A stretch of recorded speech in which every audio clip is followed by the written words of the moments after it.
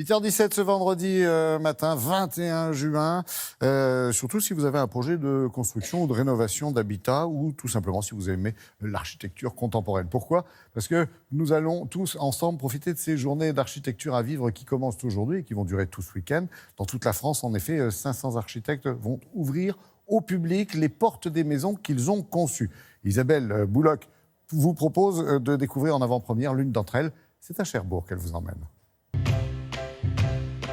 Un an après la fin des travaux, l'architecte Florent Lequertier revient dans cette ancienne manufacture de parapluies qu'il a réhabilitée en maison familiale. Salut. Salut, ça va? Ça va et toi? Ouais.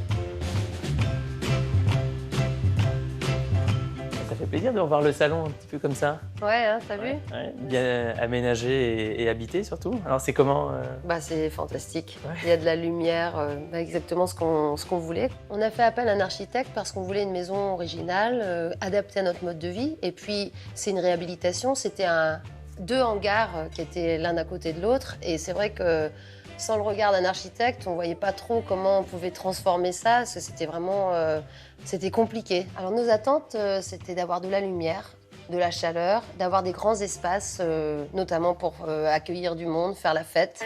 Il y a encore 5 ans, 6500 parapluies étaient confectionnés à la main dans cet atelier avant son déménagement. Lorsqu'on a récupéré la manufacture de parapluies, on avait 2 halles qui occupaient la totalité de la parcelle. Une première halle ici, située sur la rue, et une deuxième halle qui s'étend dans la profondeur du terrain. Ces 2 halles occupent la totalité de la parcelle et pour créer la maison, il s'agissait de démolir cette partie-là et dans une moindre mesure cette partie-là pour créer les espaces extérieurs. On a le jardin, le patio qui fait l'articulation entre les 2 halles et la courette qui fait la transition entre l'entrée de la maison et la rue. Dans la première halle, celle située sur rue, on a aménagé toutes les pièces de nuit, c'est-à-dire les chambres, salles de bain, et puis fait un peu rare, un gymnase, ça faisait partie du programme du maître d'ouvrage. Et dans la deuxième halle, il y a toutes les pièces de jour avec la cuisine et puis un salon. Et enfin, en bout de bâtiment, on a une serre qui permet de vivre un petit peu dehors tout au long de l'année et en particulier au mi-saison.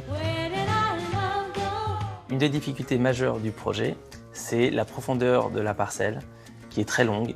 Et ce qui fait qu'il y a un long cheminement entre l'entrée et l'arrivée dans le séjour. Et ça, on le traite par une promenade avec plusieurs séquences architecturales. On a la première halle, avec la courette notamment, puis le patio qui cadre sur le bureau. Et ensuite, la grande pièce de vie avec notamment les charpentes métalliques qui ont été conservées. Tu vois, la table, là, ça fonctionne vraiment, c'est fantastique. On avait encore une fête samedi, on était 15. Puis avec l'isolation acoustique, normalement, personne ne se gêne. Ah bah non, c'est ça, c'est très très bien, parce qu'on est très nombreux, on n'a pas la sensation du tout d'un hall de gare, ce qui pouvait me faire peur au départ. Donc, Ouais, je me rappelle. non, Ouais. c'est très très bien. Le patio permet de mettre en communication visuelle la plupart des espaces de la maison. Ainsi, quand on est dans la cuisine, on voit les enfants qui jouent dans la chambre. De la chambre, on peut voir le bureau, et du bureau, on peut voir le séjour.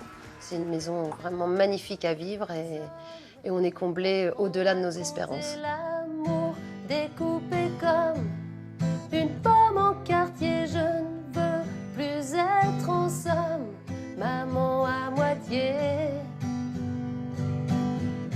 Vous pouvez vous aussi venir visiter cette maison lors des journées d'architecture à vivre, cette maison qui a reçu le prix du jury dans la catégorie rénovation décernée par des professionnels de l'architecture.